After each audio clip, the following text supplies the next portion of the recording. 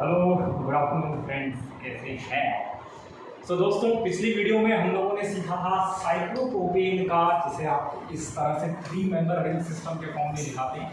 इसका हमने ammo diagram सीखा था, इसका हमने वॉल्स डायग्राम सीखा था। मैं माफ़ी चाहूँगा, उस वीडियो में काफ़ी बफरिंग हुई है और जो नेट कनेक्टिविटी है वो काफ़ी स्लो थी। इसलिए दोस्तों, वो जो क्वालिटी कंटेंट है, वो जो दिलचस्प कंटेंट है, वो जो कमाल का कंटेंट है, वो आप तक इफेक्टिवली नहीं पहुँचा पाया। उसके लिए मैं माफ़ी चाहूँगा। मैं एक वीडियो और रिकॉर्ड कर दूँगा और आप उससे देख सकते हैं। मतलब मेरा तो इंटरेस्ट ये रहता है कि मैं लाइव ही लूँ, लेकिन दिक्कत ये है कि नेट कनेक्टिविटी इतनी अच्छी नहीं है। और जहाँ नेट कनेक्टिविटी मेरे घर में है, वहाँ पर मैं स्लेट से, आप जानते हैं, स्लेट से इफेक्टिवली डिलीवर कंटेंट हो नहीं पा रहा।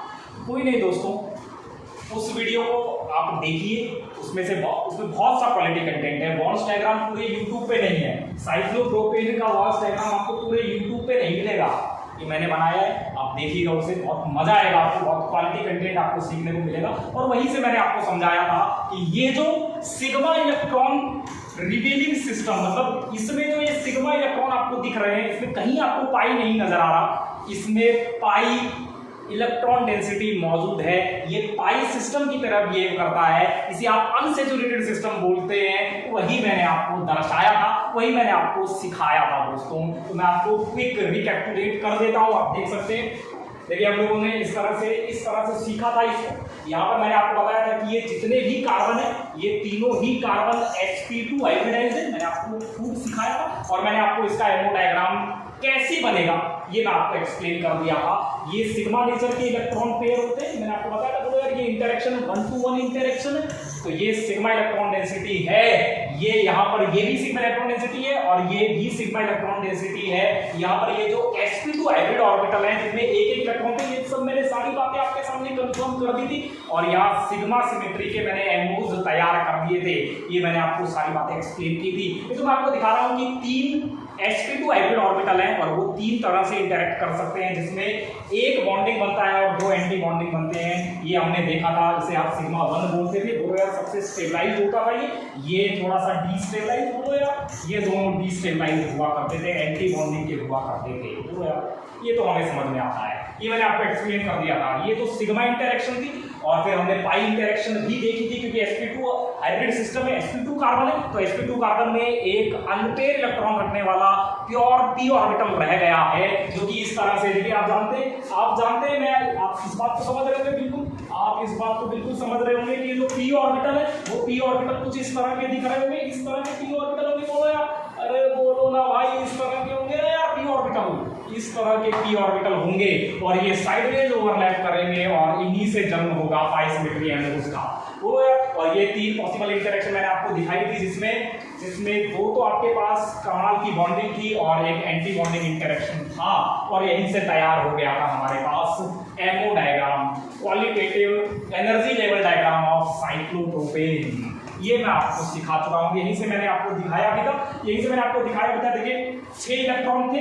बोलो यार, 3 sp2 हाइब्रिड ऑर्बिटल थे, जिनमें एक इलेक्ट्रॉन था। बोलो यार, और 3 ही प्योर p ऑर्बिटल थे, जिनमें एक इलेक्ट्रॉन था। और यहाँ से 6 इलेक्ट्रॉन आ गए थे और ये 6 इलेक्ट्रॉन नीचे इन ऑर्बिटल्स में कुछ इस तरह से भरे हुए थे। बोलो यार, यही तो हम लोगों ने सीखा था। और यहीं से तो मैंने आपको बताया था कि साइक्लोप्रोपेन में ये जो 3 cc बॉन्ड एक जैसे दिखते हैं, ये जो 3 cc बॉन्ड है, जिनमें 6 इलेक्ट्रॉन है, क्या वो 6 इलेक्ट्रॉन इक्विवेलेंट है? क्या मैंने कहा था नहीं होगी? नहीं हो सकते। अरे बोलो ना यार, ये एक इलेक्ट्रॉन पेयर तो सिग्मा नेचर का है, स्ट्रांगली स्टेबलाइज्ड है, जबकि 2 इलेक्ट्रॉन पेयर पाई नेचर के हैं और रिलेटिवली लेस स्टेबलाइज्ड हैं। बोलो यार, यहीं से मैंने इसके पाई बिहेवियर को एक्सप्लेन किया था। बोलो यार, तो ये सब हम लोग सीख चुके थे। अब मैं आपको एक्सप्लेन करने जा रहा हूँ इसकी बेहतरीन बातें, इसकी और दिलचस्प बातें। इतनी बातें हम लोग सीख गए थे, इतनी बातें हम लोग समझ गए थे। अब मैं आपके सामने कुछ कमाल की बातें एक्सप्लेन करने जा रहा हूँ दोस्तों। इस तरह के सिस्टम आपने जरूर देखे होंगे, खूब आपने ऐसे सिस्टम देखे हैं, खूब। और ये रिएक्शन मैकेनिज्म में आपके बहुत काम आते हैं ऐसे सिस्टम। जब आप रिएक्शन मैकेनिज्म के रेट कंपेयर करते हैं, रेट ऑफ सॉल्वोलाइसिस, वो यहीं से होता है। बोलो यार, तो इन सिस्टम्स में बहुत ज्यादा पूछा जाता है। जिन सिस्टम्स में ये साइक्लोप्रोपेन रिंग होती है ना, साइक्लोप्रोपेन रिंग, देखिए हर जगह आपको एक साइक्लोप्रोपेन रिंग मिलेगी, हर जगह आपको एक साइक्लोप्रोपेन रिंग मिलेगी, हर जगह मिलेगी। बोलो यार, अरे बोल तो हर जगह आपको साइक्लोप्रोपेन रिंग मिलेगी। और ये साइक्लोप्रोपेन रिंग किस तरह से रेट को अफेक्ट करती है, किस तरह से रेट को बढ़ा देती है, सोलोलाइसिस के रेट को चेंज करती है, वही हम आज सीखेंगे।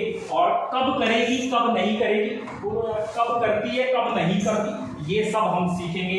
ये सिस्टम्स, इन सिस्टम्स में साइक्लोप्रोपेन रिंग जो मौजूद है, इस रिंग से रेट ऑफ सोलोलाइसिस कैसे प्रभावित होते हैं, कौन सी कॉन्फॉर्मेशन इस साइक्लोप्रोपेन की बहुत ज़्यादा रेट्स को एक्सेलरेट करती है और कौन सी कॉन्फॉर्मेशन डिसेलरेट करती है, वो भी सीखेंगे दोस्तों। तो ये देखिए, हर जगह मैंने साइक्लोप्रोपेन का इफेक्ट लगवाया है आपसे, और आप समझ पाएंगे कि क्यों कोई सिस्टम जब साइक्लोप्रोपेन किसी पर्टिकुलर कॉन्फॉर्मेशन में रखता है तो बहुत गजब का इनहैंस्ड रेट ऑफ सोलोलाइसिस दिखाता है, और कभी कभी बहुत डिक्रीज्ड रेट ऑफ सोलोलाइसिस दिखाता है। क्या है ये कहानी, चलिए इसी को सीखते हैं, इसी को जानते हैं। तो दोस्तों, मैंने अभी आपके सामने रखा ये वाला सिस्टम साइक्लोप्रोपेन, तो अभी हम लोगों ने सीखा ही, और इसकी चर्चा तो अभी हम लोगों ने की ही है। बोल नहीं रहे, बोलो। और यहाँ से हमें क्या समझ में आया, हमें समझ में आया, उस वाली वीडियो में भी मैंने ये समझाया था, हमें समझ में आया कि ये बहुत सी जो पाई इलेक्ट्रॉन डेंसिटी है ना दोस्तों, वो पेरीफेरी में इस तरीके से मौजूद है। बोलो यार, बहुत सी इलेक्ट्रॉन डेंसिटी, बोलो यार, कमाल की इलेक्ट्रॉन डेंसिटी यहाँ मौजूद है, यहाँ इस पेरीफेरी में, इस इलाके में। बोलो यार, और कुछ सिग्मा टाइप की इलेक्ट्रॉन डेंसिटी यहाँ पर भी मौजूद है। बोलो यार, अरे एमओ सिग्मा सिमेट्री वाले मैंने दिखाई दे रहे हैं यार, सिग्मा सिमेट्री यहाँ मौजूद है, और पाई सिमेट्री इसके इर्द गिर्द चौतरफा पाई सिमेट्री इलेक्ट्रॉन डेंसिटी अवेलेबल है। अब ये जो इलेक्ट्रॉन डेंसिटी है, ये इलेक्ट्रॉन डेंसिटी अपने बगल वाले कार्बोकैटायन को कैसे स्टेबलाइज करती है, कैसे उसको उसके जिंदगी में चार चांद लगा देती है। चलिए आज इसी को ही तो सीखना है, इसी को ही तो जानना है यार। ये तो हम लोग जान ही चुके हैं। अरे यार, साइक्लोप्रोपेन में जो आप ऐसे दिखाते हैं ना, ऐसे दिखाते हैं, वो ऐसे में तो आप 3 डंडे बना रहे हैं, केवल न्यूक्लियस को जोड़ते हैं केवल। अरे यार, ये तो केवल आप न्यूक्लियस को जोड़ रहे हैं, यहाँ इलेक्ट्रॉन डेंसिटी नहीं है भाई मेरे, यहाँ नहीं है, इन बॉन्ड्स के अलावा इलेक्ट्रॉन डेंसिटी नहीं है। इलेक्ट्रॉन डेंसिटी या तो इस रिंग के बाहर यहाँ कहीं है, बोलो यार, या तो यहाँ कहीं है, या तो यहाँ कहीं है, यहाँ कहीं है, यहाँ कहीं है, या फिर बीच में है, यहाँ पर है, यहाँ पर। बोलो भाई, समझ रहे हैं आप मेरी बात? ऐसा ही इलेक्ट्रॉन डिस्ट्रीब्यूशन है, यही हमने सीखा। अब ये इलेक्ट्रॉन डिस्ट्रीब्यूशन अपने बगल वाले कार्बोकैटायन को कैसे स्टेबलाइज करता है, कैसे करेगा? मान लीजिए जैसे अभी मैं चिल्ला के बोल रहा हूँ, मैं तो खूब चिल्ला रहा हूँ, मैं खूब बोल रहा हूँ कि ये एक pi unsaturated system, it is pi unsaturated system, ये गजब का पाई अनसैचुरेटेड सिस्टम है। इसका मतलब आपको तुरंत याद आता होगा, अनसैचुरेटेड सिस्टम तो बेंजीन भी होते हैं, बेंजीन भी एक अनसैचुरेटेड सिस्टम है। बोलो यार, बोलो भाई, अलाइन भी एक अनसैचुरेटेड सिस्टम है। बोलो भाई, ये भी अनसैचुरेटेड सिस्टम है जो कि कार्बोकैटायन के बगल में एडजेसेंट में मौजूद है, यहाँ पर ये भी अनसैचुरेटेड सिस्टम है। तो ये जिस तरह से इस कार्बोकैटायन को स्टेबलाइज करते हैं, ये अनसैचुरेटेड इलेक्ट्रॉन क्लाउड, ये अनसैचुरेटेड रिंग, ये जिस तरह से इस कार्बोकैटायन को स्टेबलाइज करती है, तो क्या इसको, जिसको मैं अनसैचुरेटेड बोल रहा हूं, क्या ये भी अपने बगल वाले कार्बोकैटायन को स्टेबलाइज कर सकती है? क्या कर सकती है दोस्तों? यही तो कमाल है। अरे यही तो कमाल समझाना चाहता हूँ। अरे यार, यही तो मैं बात बताना चाह रहा हूँ आपको। मैंने क्या कहा? मैंने कहा मैं इसको पाई अनसैचुरेटेड सिस्टम कहता हूँ, इस रिंग को। मैं तो बेंजीन को भी कहता हूँ पाई अनसैचुरेटेड सिस्टम। बोलो भाई, आप सब कहते हैं। तो जिस तरह से ये जो पाई अनसैचुरेटेड सिस्टम है, ये जो पाई इलेक्ट्रॉन क्लाउड है जो कि आपको दिख रहा है, ये इसको स्टेबलाइज करता है, इस बेंजाइडिक कैटायन को स्टेबलाइज करता है। तो क्या ये भी स्टेबलाइज कर सकता है क्या?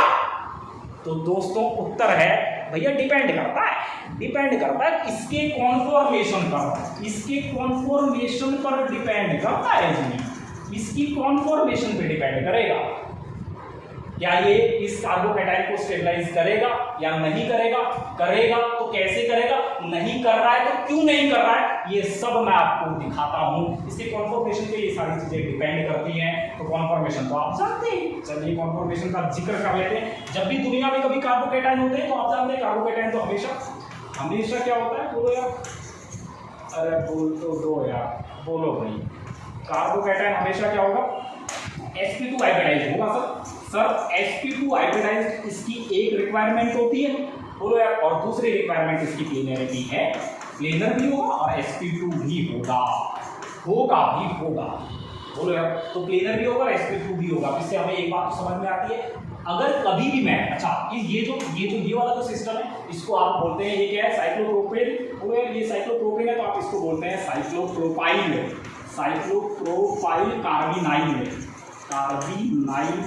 कैटायन। समझ गया आप मेरी बात? तो आज हम इसी की चर्चा कर रहे हैं, इसी की स्टेबिलिटीज की बात कर रहे हैं, इसी को समझ रहे हैं। और दोस्तों, वो जो सवाल था जो मैंने दिया था आपको कम्युनिटी पोस्ट में, जो मेरा सवाल पड़ा है, उसको जाके देखना, आपको आतंक मच जाएगा, एकदम मजा आ जाएगा आपको। बहुत तगड़ा सवाल है, रिएक्शन मैकेनिज्म का ही सवाल है, धुआं उड़ जाएगी, दुनिया की उड़ गई उसमें। तो इसकी अब चर्चा करते हैं, तो कर लेते हैं इसकी बात। लीजिए दोस्तों, ये जो बात है ये तो आपको अपने जहन में रखनी है। जब भी आप साइक्लोप्रोपेन रिंग बनाएंगे तो सबसे पहले तो आप क्या करिए? आप कार्बोकैटायन बना लेते हैं। ये लीजिए, कार्बोकैटायन मैंने बना लिया, और कार्बोकैटायन मैंने बनाया तो प्लेनर होगा। बोलो यार, अरे प्लेनर होता है यार कार्बोकैटायन, तो प्लेनर होगा। तो आप जानते हो कैसे जाना जाता है? वैकेंट पी ऑर्बिटल रखता है। बोलो यार, वैकेंट पी ऑर्बिटल रखता है। ऐसे है, यहाँ पर ये कार्बन सेंटर है, पीछे की तरफ एक आर जा रहा है, आगे की तरफ एक और आर जा रहा है। बोलो यार, R1 R2 आप इसे कर सकते हैं, वो यार ये आप कर सकते हैं। और यहाँ पर लगा होगा वो साइक्लोप्रोपेन रिंग, और साइक्लोप्रोपेन रिंग लगी होगी तो एक बात और मत भूलना, जो कि आप भूल जाते हैं, अरे यार ये वाले कार्बन ने भी 3 बॉन्ड बनाए हैं। ये है क्या? ये sp3 हाइब्रिडाइज्ड है, तो इट इज sp3, और ये 4 बॉन्ड बनाएगा। तो चौथा बॉन्ड इसका भूल मत जाना, क्योंकि तुम भूल जाते हो मूर्खों, भूलना मत, हाइड्रोजन है इसके साथ। बोलो भाई, आया आपको समझ में? तो यहाँ पर आप क्या करेंगे? अब आप कमाल कर लेंगे। ये हाइड्रोजन आपने ऐसे बनाया, बोलो भाई। और वो जो साइक्लोप्रोपेन रिंग है वो इस तरह से बन सकती है। बोलो यार, अरे बोल तो दो, बोलो, समझ रहे हैं आप ये बात? तो ये एक कॉन्फॉर्मेशन बन सकती है, एक कॉन्फॉर्मेशन ये बन सकती है। बोलो भाई, और दूसरा खेला क्या हो सकता है? ये तो यहाँ पर तो सीसी रोटेशन बहुत आसानी से हो सकते हैं। सीसी रोटेशन रिस्ट्रिक्टेड तो है नहीं, अरे ये तो रिस्ट्रिक्टेड तो है नहीं, रिस्ट्रिक्टेड हो सकते हैं कब? अगर इसे इसी कॉन्फॉर्मेशन में स्टेबलाइजेशन मिल जाए। लेकिन अभी तो हम कॉन्फॉर्मेशन का जस्ट जिक्र कर रहे हैं, स्टेबलाइजेशन किस में मिलेगा वो तो अपन देखेंगे। बोलो यार, अरे बोलो भाई, समझ रहे हैं आप ये बात? चलिए, एक कॉन्फॉर्मेशन तो मैंने आपके सामने ड्रॉ कर दी, बोलो यार, एक कॉन्फॉर्मेशन तो मैंने आपके सामने ड्रॉ कर ही दी है, और दूसरी की चर्चा और कर लेते हैं। लो दोस्तों,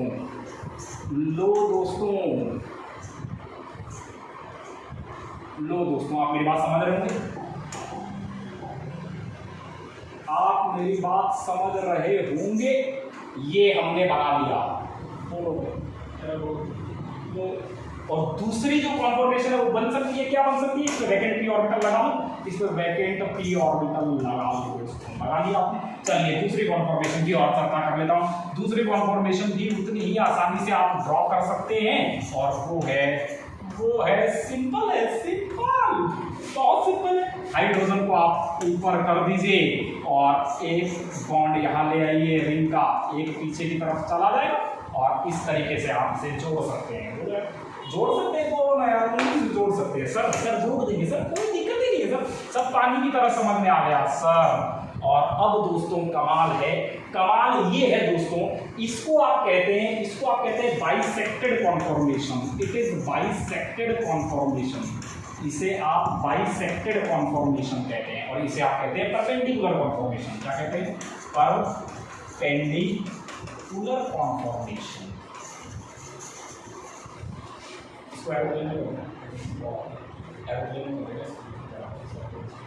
समझ रहे हैं आप मेरी बात? बोलो यार, मेरी बात समझ में आ रही है क्या? बोलो ना यार, आ रही है आपको मेरी बात समझ में? इसको हमने क्या कहा? इसको अपन ने कहा बाइसेक्टेड कॉन्फॉर्मेशन, और इसको अपन ने परपेंडिकुलर कॉन्फॉर्मेशन है। अब असली खेला है, कौन सी ज़्यादा स्टेबल होगी, क्या ये इस फॉर्म में ज़्यादा स्टेबल होगा या फिर ये परपेंडिकुलर फॉर्म में ज़्यादा स्टेबल होगा, इसी का तो जिक्र करना है। अब देखिए एक बात और है, अब आप पागलों की तरह मर मत जाइएगा। देखिए इसमें मैंने ये जो रिंग है ये पीछे की तरफ बना रखी है, तो इसका ये मतलब नहीं है कि अगर ये आगे की तरफ नहीं हो सकती। मैं क्या कह रहा हूँ, मैं कह रहा हूँ मैंने ये रिंग पीछे की तरफ बना रखी है, हाइड्रोजन को आगे की तरफ कर रखा है। ये हाइड्रोजन की जगह कुछ आर भी हो सकता है, कोई भी आर ग्रुप हो सकता है, यहाँ पर भी ये कोई भी आर ग्रुप हो सकता है, जिसे आप R3 बोल सकते हैं। ठीक है, आप समझ रहे मेरी बात, बोलो भाई। तो यहाँ पर इसको अगर मैं चेंज कर दूं, मतलब इस रिंग को आगे की तरफ ले जाऊं, हाइड्रोजन को पीछे की तरफ ले जाऊं, तो भी वो बाइसेक्टेड कॉन्फॉर्मेशन ही होगी यार। ऐसे पागल मत हो जाना कि सर ये तो पता नहीं क्या हो गया।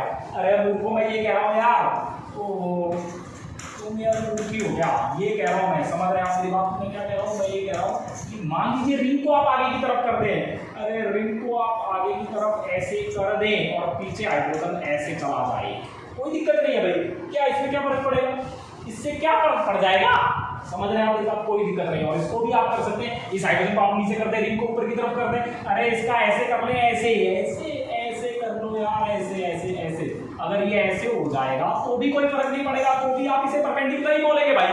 आपको आया मेरी बात समझ, मेरी बात समझ में आई। चलिए अब मैं आपको बताने जा रहा हूँ वो इंपॉर्टेंट बात, जिसे हम कह रहे हैं more stability of cyclopropyl carbonyl system cation in bisected conformation. Bisected conformation में ये जो सिस्टम होते हैं ये भयंकर स्टेबल होते हैं, जबरदस्त स्टेबल होते हैं। तो आप कहेंगे सर कैसे, बताइए, हमें समझ में नहीं आ रहा कैसे होगा सर ये। इसी को आप कहते हैं इनहैंस्ड हाइपर कॉन्जुगेशन इफेक्ट। ये आपने नहीं पढ़ा होगा, ये मैं आपको बता देता हूँ। Enhanced hyper conjugation effect, enhanced hyper conjugation, ये आपने नहीं पढ़ा है। इनहैंस्ड हाइपर कॉन्जुगेटिव इफेक्ट, इसी इफेक्ट की वजह से, इसी इनहैंस्ड हाइपर कॉन्जुगेटिव इफेक्ट की वजह से ये जो आपका सिस्टम है ना, ये जो बाइसेक्टेड सिस्टम है, ये ज्यादा स्टेबल है, इट इज मोर स्टेबल। अब आप बोलोगे सर कैसे, सर बताओ सर, अब बताता हूँ, अभी बताता हूँ, सुन ले रे, अरे मुझको सुन लो, अब बता रहा हूँ, जबरदस्त बात बता रहा हूँ, मर ही लेना मेरी बात, समझ लेना क्या है मेरी बात, सुन लेना मेरी बात, मैं क्या बता रहा हूँ सुन लो, बहुत बहुत तसल्ली से दिल थाम के मेरी बातों को सुन लो, बहुत जबरदस्त बात बता रहा हूँ, बहुत कमाल की बात बता रहा हूँ, सुन लेना दोस्तों। ये है vacant orbital, it is the vacant orbital, और ये R1 R2 सिस्टम थे, बाइसेक्टेड कॉन्फॉर्मेशन बना रहा हूँ। और आप यकीनन जानते हैं बाइसेक्टेड कॉन्फॉर्मेशन कुछ इस तरह से होती है। हाइड्रोजन मैंने अपनी सुविधा के लिए हटा दिया है, अरे वो जो हाइड्रोजन, वो जो R ग्रुप मेरी तरफ आ रहा था, वो मैंने अपनी सुविधा के लिए हटा दिया ताकि आपको अच्छे से समझ में आए। तो दोस्तों कमाल हो गया, मैं अभी आपको सीख के मैंने आपको बताया कि पाई इलेक्ट्रॉन डेंसिटी यहाँ मौजूद है, बोलो यार, पाई इलेक्ट्रॉन डेंसिटी यहाँ मौजूद है, पाई इलेक्ट्रॉन डेंसिटी यहाँ मौजूद है। तो आप खूब जान रहे होंगे, खूब यकीनन आपको समझ में आ रहा होगा कि ये जो है ये इसके साथ और ये इसके साथ इंटरेक्शन कर सकता है, साइडवेज ओवरलैप हो सकती है, और ये खूब स्टेबलाइजेशन, गजब की स्टेबलाइजेशन कमा सकता है। ये तो हो ही रहा है, बोलो यार, ये तो हो रहा है। और साथ में इस चीज को और इनहेंस कौन कर रहा है, और फोर्स कौन कर रहा है इस चीज को, और फोर्स कर रहा है मतलब ये जो इलेक्ट्रॉन पेयर अवेलेबल है रिंग के पेरी में, ये जो इलेक्ट्रॉन पेयर अवेलेबल है, ये जो इलेक्ट्रॉन डेंसिटी अवेलेबल है, ये इलेक्ट्रॉन डेंसिटी इसके साथ साइडवेज ओवरलैप कर सकती है इस वैकेंट p ऑर्बिटल के साथ। बोलो भाई, अरे ये cc की इलेक्ट्रॉन डेंसिटी, ये cc pi electron pair interact कर सकता है, लेकिन एक चीज और भी इसको और भी मजेदार बना रही है, इसको और कमाल कर रही है, इसमें और चार चांद लगा रही है, इसको और आसान बना रही है, जिसकी वजह से मैं इसे इनहैंस्ड हाइपर कॉन्जुगेशन कह रहा हूं। अरे ये cc, ये जो cc बॉन्ड है, दिस cc बॉन्ड, ये जो cc इलेक्ट्रॉन पेयर है, इस cc इलेक्ट्रॉन पेयर का वैकेंट p ऑर्बिटल के साथ इंटरेक्शन, वैकेंट p ऑर्बिटल के साथ इंटरेक्शन, इसी को तो हाइपर कॉन्जुगेशन बोलते हैं। अरे ये जो cc बॉन्ड है, इस cc इलेक्ट्रॉन पेयर का इस वैकेंट p ऑर्बिटल के साथ इंटरेक्शन, इसी को तो हाइपर कॉन्जुगेशन बोलते हो यार, बोलो ना भाई। तो लेकिन ये इनहैंस्ड कैसे हो गया, यहाँ पर ये हाइपर कॉन्जुगेशन बहुत मजे में हो सकता है, बोलो यार, मजा में हो सकता है, ये कमाल बहुत अच्छे से हो सकता है, ये जबरदस्त तरीके से हो सकता है। और ये इनहैंस्ड कैसे हुआ, इनहैंस्ड ऐसे हुआ दोस्तों, जब ये होता है ना, अरे जब ये होता है ना, तो ऐसे में ये जो 3 मेंबर रिंग है ना, इस 3 मेंबर रिंग में जो रिंग स्ट्रेन है, जो एंगल स्ट्रेन है ना दोस्तों, वो एंगल स्ट्रेन दरअसल डिक्रीज हो जाता है, घट जाता है। बोलो भाई, आप समझ रहे हैं मेरी बात, वो एंगल स्ट्रेन घट जाता है। जब ये इंटरेक्शन होगी ना दोस्तों, ये इंटरेक्शन होगी ना दोस्तों, तो एंगल स्ट्रेन घट जाता है, समझ रहे हैं आप? बोलो यार, अरे आप मेरी बात समझे क्या? वो एंगल स्ट्रेन घट जाएगा। ये जो सिस्टम अभी तक ये जो रिंग बहुत अनस्टेबल थी, ऐसा करके इस रिंग को भी बहुत मजा आ रहा है और कमाल, इसको भी 4 चांद लग रहे हैं। समझ रहे हैं आपकी बात? तो यहाँ पर इस वैकेंट ऑर्बिटल में इलेक्ट्रॉन पेयर आ रहे हैं, इस कार्बन सेंटर की इलेक्ट्रॉन डेफिशिएंसी घट रही है, इसके साथ साथ इस रिंग का स्ट्रेन भी घट रहा है और इसी को आप कहते हैं एनहांस्ड हाइपर कॉन्जुगेटिव इफेक्ट। बोलो भाई, और ये केवल कब लग सकता है? ये केवल और केवल बाइसेक्टेड कॉन्फॉर्मेशन में लग सकता है। अगर मैं परपेंडिकुलर कॉन्फॉर्मेशन की बात करूं दोस्तों, तो चलिए कर लेते हैं परपेंडिकुलर कॉन्फॉर्मेशन की बात। परपेंडिकुलर कॉन्फॉर्मेशन में क्यों नहीं ऐसा हो पाता? परपेंडिकुलर कॉन्फॉर्मेशन में ऐसा क्यों नहीं हो पाता भाई? अरे परपेंडिकुलर कॉन्फॉर्मेशन में ऐसा क्या नहीं है? क्या नहीं है ऐसा? क्या ये लैक कर रहा है कि इसमें वो स्टेबलाइजेशन नहीं मिल सकती, वो इनहैंस्ड हाइपर कॉन्जुगेटिव इंटरेक्शन नहीं हो सकते? क्या वजह है मैं बता देता हूँ आपको। तो दोस्तों यहाँ पर ये H था, ये एक रिंग का बॉन्ड आ गया और ऐसे था ये खेला। बोलो यार, अरे हम बोल तो दो, समझ रहे आपके पास होगा क्या? होगा क्या? पाई इलेक्ट्रॉन डेंसिटी कहाँ है सर? यहाँ है, यहाँ सर, यहाँ है, यहाँ। अरे बोलो यार, यहाँ है और पीछे की तरफ है। बोलो यार, बोलो भाई। तो मतलब ये ऐसा खेला है, इस तरह से आपके पास ये 3 मेंबर रिंग है, इस तरह से पूरे ये वैकेंट p ऑर्बिटल है, ये वैकेंट p ऑर्बिटल है और ये 3 मेंबर रिंग है और इसमें ये जो इलेक्ट्रॉन डेंसिटी है ये इधर है, इस प्लेन में है, इस प्लेन में है, क्योंकि वैकेंट p ऑर्बिटल तो ऐसे है। अरे यार, वैकेंट p ऑर्बिटल ऐसे, इलेक्ट्रॉन डेंसिटी इधर है, मतलब एक तरह से ये एक दूसरे के क्या हो गए सर? ऑर्थोगोनल टाइप हो गए, ऑर्थोगोनल टाइप हो गए ये तो।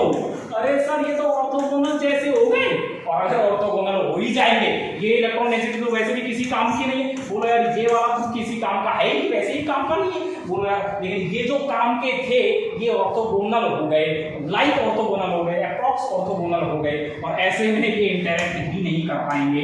ये इलेक्ट्रॉन डेंसिटी उसके साथ नो इंटरेक्शन में होगी और ऐसे में ये वैकेंट ऑर्बिटल वैकेंट ही पड़ा रहेगा, कोई स्टेबलाइजेशन अर्न नहीं कर पाएगा। और इसी वजह से ये जो परपेंडिकुलर कॉन्फॉर्मेशन होती है ना दोस्तों, ये परपेंडिकुलर कॉन्फॉर्मेशन हाई एनर्जी होती है, लेस स्टेबलाइज्ड होती है। High energy, less stabilized. बोलो भाई, बोलो यार, अरे बोल तो दो। जब भी कभी साइक्लोप्रोपाइल कार्बोनाइल सिस्टम की बात करेंगे आप, तो आपको 2 तरह के कॉन्फॉर्मेशन से डील करना पड़ेगा। इसमें एक बाइसेक्टेड है जो कि enhanced hyper conjugative stabilization earn करती है, बोलो यार, और दूसरी है परपेंडिकुलर कॉन्फॉर्मेशन जिसमें किसी तरह का कोई स्टेबलाइजेशन नहीं होता। बोलो यार, तो फिर क्या इस तरह के सिस्टम कभी स्टेबलाइज नहीं हो पाएंगे? होंगे दोस्तों। तो ये कुछ और तरकीब अपनाएगा और वो तरकीब आप पढ़ेंगे, उनको मैं नहीं पढ़ाने जा रहा हूँ, उसको आप पढ़ेंगे बाईसाइक्लोब्यूटोनियम। आप सिंपल ऐसा बोल दीजिए, बाईसाइक्लोब्यूटोनियम आयन के जरिए। फिर इसकी स्टेबलाइजेशन जो होगी ना, वो बाईसाइक्लोब्यूटोनियम आयन के जरिए होगी। वो एक अलग चर्चा का विषय है, उसको करेंगे कभी और, अभी नहीं। समझ रहे आपके बात? तो यहाँ पर आपको समझ में आ गया कि अगर मैं बात करूँ साइक्लोप्रोपाइल कार्बोनाइल सिस्टम की, तो ये 2 कॉन्फॉर्मेशंस में एग्जिस्ट कर सकता है। बोलो यार, एक बाइसेक्टेड कॉन्फॉर्मेशन और दूसरी परपेंडिकुलर कॉन्फॉर्मेशन। और परपेंडिकुलर कॉन्फॉर्मेशन जो होती हैं, इनमें ये जो पाई इलेक्ट्रॉन डेंसिटी है, ये जो पाई नेचर की इलेक्ट्रॉन क्लाउड है, ये लगभग ऑर्थोगोनल होता है इस p ऑर्बिटल के और इसी वजह से ये लेस स्टेबल होती हैं, ये इंटरैक्ट नहीं करता। जबकि यहाँ पर क्या होता है, यहाँ पर ये एक ही प्लेन में होते हैं, एक ही प्लेन में, और बहुत आसानी से स्मूथली ये इंटरैक्ट करते हैं और इंटरैक्शन से गजब के स्टेबलाइजेशन इन बाइसेक्टेड कॉन्फॉर्मेशंस में इस कार्बोकैटायन को मिलते हैं। आपको आई होगी मेरी बात? अरे आई क्या? अब आप मुझे एक बात पूछेंगे, सर ये तो ठीक है, यहाँ तो आपने बता दिया, यहाँ तो हमें समझ में आता है, लेकिन आप ही हमें बताइए, आप हमें बताइए इस तरह के सिस्टम होंगे, इस तरह के सिस्टम में हम कैसे पता कर पाएंगे कि ये सिस्टम, ये जो साइक्लोप्रोपाइल रिंग है, ये बाइसेक्टेड कॉन्फॉर्मेशन में है या फिर ये परपेंडिकुलर कॉन्फॉर्मेशन में? हम कैसे पता कर पाएंगे इन सब चीजों का? तो हमें पता ही नहीं। हमने ये तो देख लिया, क्योंकि वो तो बहुत सिंपल सा सिस्टम था, वो तो ओपन चेन टाइप का सिस्टम था। यहाँ तो अपने को सब कुछ समझ में आ रहा है, यहाँ तो अपने को सब आसानी से दिख रहा है। बोलो यार, यहाँ तो अपने को सब आसानी से दिख रहा है, यहाँ तो कुछ कोई रिंग कुछ जुड़ी नहीं है। बोलो यार, यहाँ पीछे से ये सिस्टम तो आपस में जुड़े नहीं है, इस पर भी कुछ जुड़ा तो है नहीं, तो यहाँ से तो अपने को चीजें बहुत आसानी से दिख रही है। लेकिन जिन सिस्टम से हमें डील करना है वो तो इतने आसान होंगे नहीं ना भाई, वो तो इतने सिंप्लीफाइड होंगे नहीं, वो तो वैसे होंगे जो मैंने आपको दिखाया। तो फिर हम पता कैसे करेंगे, हम कैसे पहचानें किसी सिस्टम में given cyclopropyl ring bisected conformation में है या फिर परपेंडिकुलर कॉन्फॉर्मेशन में है, ये हम कैसे जानेंगे। तो दोस्तों, इसी को मैं आपके लिए आसान कर देता हूँ, समझ लीजिए, समझ ही लीजिए, समझ लीजिए। बाइसेक्टेड की मैं बात कर देता हूँ, बाइसेक्टेड कॉन्फॉर्मेशन की मैं बात आपके सामने रख देता हूँ। बाइसेक्टेड कॉन्फॉर्मेशन में क्या होता है और परपेंडिकुलर में क्या होता है, बाइसेक्टेड फॉर्म में क्या होता है। अभी हम लोगों ने ड्रॉ किया था, बोलो, अभी हम लोगों ने ड्रॉ किया था, ये हो गया R1, दिस इज R2, बोलो भाई, यही है। आप क्या कीजिए, आप इसको नंबरिंग कर लीजिए, नंबरिंग। ये हो गया C1, ये हो गया C2, ये हो गया C3 and this is C4, यही है। बोलो भाई, अरे बोलो भाई। और ये हाइड्रोजन आपकी तरफ आगे की तरफ आ रहा है, ये तो हाइड्रोजन आपकी तरफ आगे की तरफ आ रहा है, ये मैंने हटा रखा है, लेकिन हाइड्रोजन आपकी तरफ आ रहा है, ध्यान रखना इस बात का यार। अरे बोलो ना यार, ये तो मैंने आपकी सुविधा के लिए हटा रखा था इसको यार, अरे बोलो ना यार, समझ रहे, तो मैंने आपकी सुविधा के लिए इसको हटा रखा है। आप इसको जरूर ध्यान रखिए, भूलेंगे नहीं, समझ रहे हैं। तो होगा क्या, बाइसेक्टेड कॉन्फॉर्मेशन में क्या होगा, बाइसेक्टेड कॉन्फॉर्मेशन में ये जो C2C3 बॉन्ड है ना दोस्तों, C2C3 bond, this C2C3 bond, क्या ये C2C3 बॉन्ड पैरेलल है वैकेंट p ऑर्बिटल के, वैकेंट p ऑर्बिटल। बोलो यार, क्या ये पैरेलल है वैकेंट p ऑर्बिटल के, is it parallel to vacant p orbital, क्या ये वैकेंट p ऑर्बिटल के पैरेलल है। जी हाँ सर, बिल्कुल है, एकदम है सर, एकदम है, कोई इसमें दो राय नहीं है। और दूसरा ये जो C1 और ये हाइड्रोजन का जो बॉन्ड था, मैंने अभी आपको दिखाया था, बोलो यार, ये वाला जो बॉन्ड मैंने अभी आपको दिखाया था, आप भी कर लीजिए। बोलो यार, बोलो भाई। तो दूसरा आप क्या देखेंगे, दूसरा मैं देखूंगा सर, ये जो C1 और R3 है ना, ये वाला जो बॉन्ड है ना, ये परपेंडिकुलर होगा इसके इस वैकेंट p ऑर्बिटल के। बोलो यार, ये तो समझ में ही आ रहा है, तो अरे बोलो ना यार, परपेंडिकुलर वैकेंट p ऑर्बिटल, बोलो भाई, यही होगा। अरे यही तो होगा, बोलो ना, तो बोलते ही नहीं हो यार, यही होगा सर, यही होगा। जब भी कभी ऐसा खेला हो जाए, आप समझ लीजिए ये सिस्टम बाइसेक्टेड फॉर्म में होगा, समझ रहे हैं आपको मेरी बात समझ रही, आपको मेरी बातें समझ में आ रही है क्या। जैसे कि चलिए मैं आपके सामने एक एग्जांपल रख भी देता हूँ, एक एग्जांपल मैं चलिए आपके सामने रख देता हूँ दोस्तों। एडामेंटेन टाइप का एक ग्रुप हम बना लेते हैं, ड्रॉ कर लेते हैं। एडामेंटेन तो आपको पता हो गया यार, अब एडामेंटेन भी नहीं पता है क्या, ले यहाँ पर एक लिविंग ग्रुप लगा हुआ है, बोलो भाई, और एक पीछे R लगा है, और यहाँ पर इस तरह की एक मैंने साइक्लोप्रोपेन रिंग लगा दी। तो अब इसकी कॉन्फॉर्मेशन क्या होगी, what is the conformation of this, ये जो साइक्लोप्रोपेन रिंग है, क्या ये बाइसेक्टेड फॉर्म में या फिर ये, क्योंकि बाइसेक्टेड फॉर्म में होगी तभी इस कार्बोकैटायन को स्टेबलाइज करेगी, और अगर कार्बोकैटायन को स्टेबलाइज करेगी तो कार्बोकैटायन भागकर बनेगा, और अगर कार्बोकैटायन स्टेबलाइज कार्बोकैटायन बन रहा है तो फिर रेट बहुत फास्ट होंगे, रेट बहुत हाई होंगे। बोलो यार, अरे बोलो ना यार, बोलो भाई। तो आपको क्या करना है, आपको ये लिविंग ग्रुप निकालना है, निकाल के फेंक देगा, और जैसे आप लिविंग ग्रुप को निकाल के बाहर फेंकेंगे, फेंक दीजिए, मैंने तो फेंक दिया लिविंग ग्रुप निकाल के बाहर, और जैसे ही आप इस लिविंग ग्रुप को निकाल के बाहर फेंक देंगे तो दोस्तों यहाँ पर क्या होगा, यहाँ पर ये तो बन जाएगा R, और यहाँ पर ये क्या बन जाएगा, वैकेंट p ऑर्बिटल ऐसे जनरेट हो जाएगा, this is the vacant p orbital. बोलो भाई, ये वैकेंट p ऑर्बिटल आपके सामने जनरेट हो गया।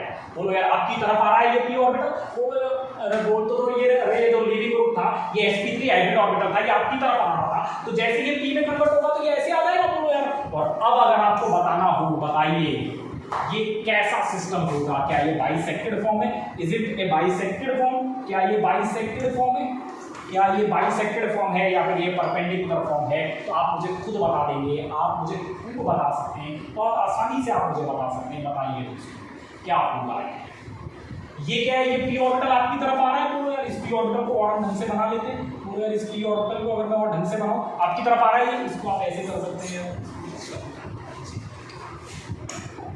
आपकी तरफ आ रहा है, अरे आपकी तरफ ऐसे आ रहा है,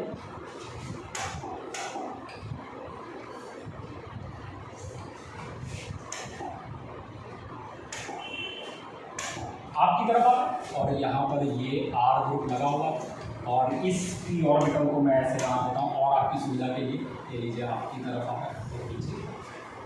ठीक है, अब आप मुझे बताइए क्या ये जो हाइड्रोजन है और ये जो p ऑर्बिटल, हाइड्रोजन क्या है इसी की प्लेन में, इस बोर्ड के प्लेन में, और p ऑर्बिटल आपकी तरफ बाहर की तरफ मुंह मार रहा है। हाइड्रोजन इसी प्लेन में, p ऑर्बिटल बाहर की तरफ मुंह मार रहा है, इसका मतलब दोनों ये क्या हो गए, परपेंडिकुलर हो गए जी, परपेंडिकुलर।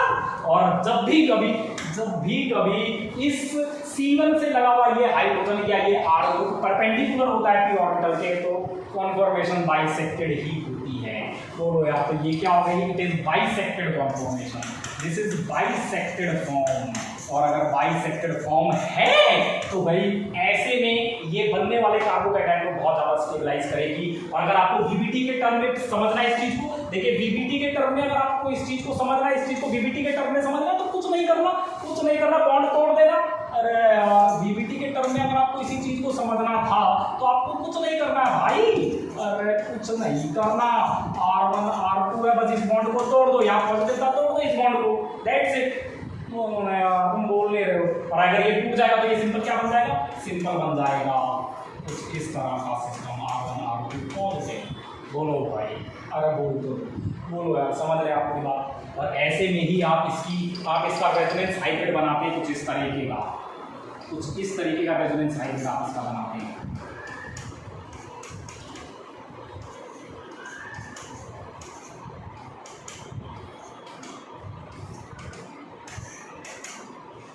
बोलो, यही तो बनता है यार, यही बनता है भाई, ये बनता है। समझ रहे हैं आप बात? तो VBT के टर्म में आप इसे ऐसे समझ सकते हैं। बोलो भाई, आपको समझ में आ गया होगा ये कैसी कॉन्फॉर्मेशन है। बोलो भाई, अभी अगर मैं चर्चा करूं अगले परपेंडिकुलर कॉन्फॉर्मेशन की, what about perpendicular conformation. Perpendicular conformation को आप कैसे जानेंगे, परपेंडिकुलर कॉन्फॉर्मेशन को आप कैसे याद रखेंगे, कैसे पहचानेंगे, तो उसकी पहचान क्या है, बहुत आसान है। उसकी पहचान भी इतनी ही आसान है जितनी आसान बाइसेक्टेड की थी।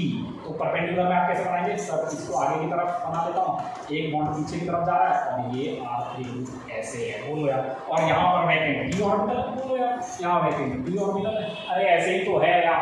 बोलो ना भाई, अरे बोलो। तो पहली चीज क्या होगी, पहली चीज तो यार ये क्या था, C4 था, ये C1 था, ये C2 था और ये C3 था।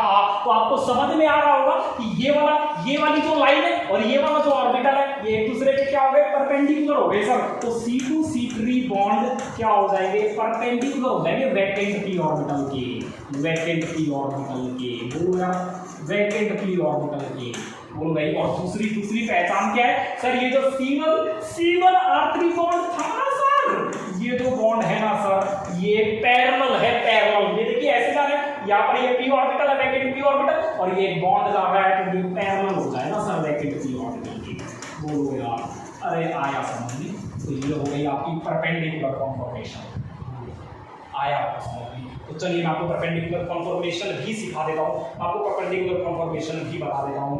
बिल्कुल चिंता की बात ही नहीं है, एकदम नहीं घबराना है, बिल्कुल घबराना ही नहीं है। मैं बता देता हूँ आपको, मैं आपको सिखा देता हूँ, सीख लीजिए।